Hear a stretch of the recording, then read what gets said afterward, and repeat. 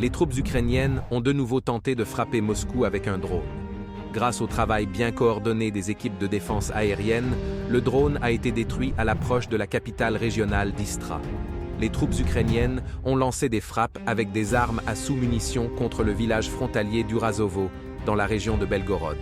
Des bâtiments résidentiels et des infrastructures civiles ont été endommagés. 6 personnes ont été blessées. Dans le secteur de Kupiansk, les troupes russes continuent de mener des combats de position près de Sinkovka.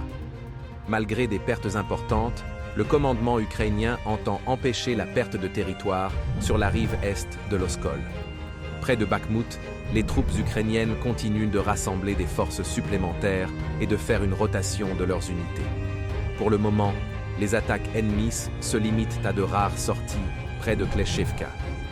Au cours du week-end, l'artillerie ukrainienne a lancé des frappes massives contre les villes du Donbass. Des infrastructures civiles à Donetsk, Evgenovka, Yassinovataya et Gorlovka ont été la cible de tirs. Au moins 8 personnes ont été blessées. Dans le secteur de Vremievski, le commandement ukrainien a réduit son activité offensive près d'Urozainoe et se prépare à de nouvelles attaques. Les troupes russes infligent des frappes massives sur les zones de concentration ennemies, détruisant du personnel et de l'équipement. Dans le secteur d'Orekov, les unités russes continuent de retenir héroïquement les forces ukrainiennes dans la périphérie sud de Rabotino.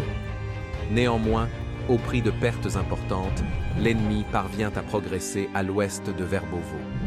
En région de Kherson, les troupes ukrainiennes poursuivent leurs tentatives de débarquement sur les îles du liman du Dniepr. Les groupes ennemis qui s'avançaient sur des bateaux vers l'île Melki furent rapidement détectés et détruits. L'aviation russe a mené un bombardement sur l'île aux serpents. L'emplacement des membres des forces spéciales du renseignement ukrainien qui ont participé aux attaques contre la Crimée a été frappé.